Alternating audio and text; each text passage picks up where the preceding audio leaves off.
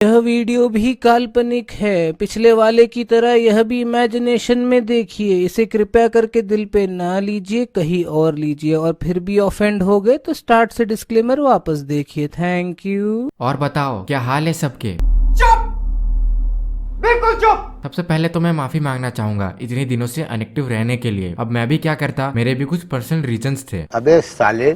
तो आज की वीडियो में हम किसी को रोस्ट नहीं करने वाले, मगर क्यों? क्योंकि ये वीडियो है एक स्टोरी टाइम वीडियो। ओके।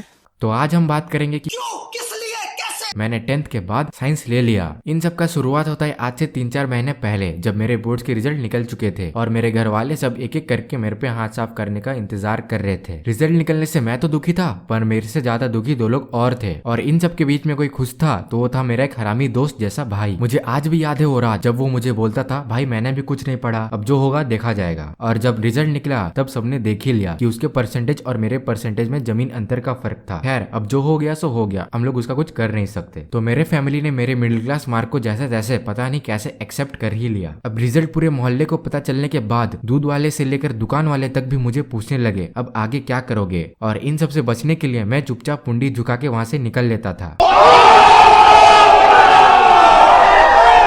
रुको जरा, सबर करो। लेकिन जब मैं सामान लेने उन्हीं दुकानों में जाता था तब वो मुझसे कहते थे, अच्छा तो बोलना आता है आपको। तो वहीं कोई चचा मुझे एडवाइस दे रहे हैं कि बेटा इंजीनियर बनो, डॉक्टर बनो। वो कहते हैं ना, जब आपका लगता है तो आपकी मारने वाले बहुत होते हैं। वैसे सेम कंडीशन कुछ मेरा भी था, हर तरफ से ढोलक की तरह बज ही रहा था। अब इन सब के बाद बारी आती है स्ट्रीम सिलेक्शन की। तो जैसे कि मैंने अपने पुराने वीडियोस में बताया था कि मेरे पास साइंस ही एज ए ऑप्शन था, तो फिर भी मैंने अपने घर वालों से पूछा कि मैं कौन सा स्ट्रीम लूं, तो उन्होंने बिना टाइम लिए डायरेक्टली बोल दिया साइंस। फिर मैंने भी उनसे कह दिया ये भी ठीक है। तो फिर मैंने भगवान का नाम लेकर साइंस में टिक करके फॉर्म भर दिया।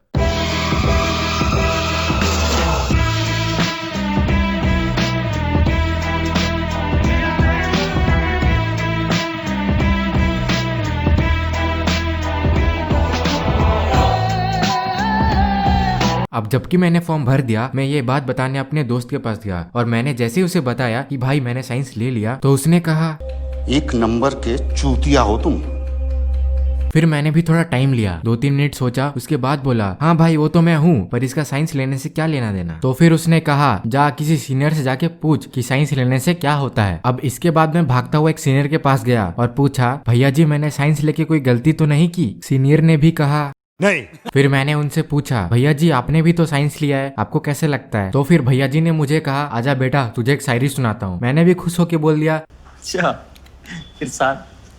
तो शायरी कुछ इस प्रकार है कि साइंस लेके तुम जिंदगी में क्या ही बन जाओगे, कि साइंस लेके तुम जिंदगी में क्या ही बन जाओगे। हम भी पहले गए थे, तुम भी पहले जाओगे।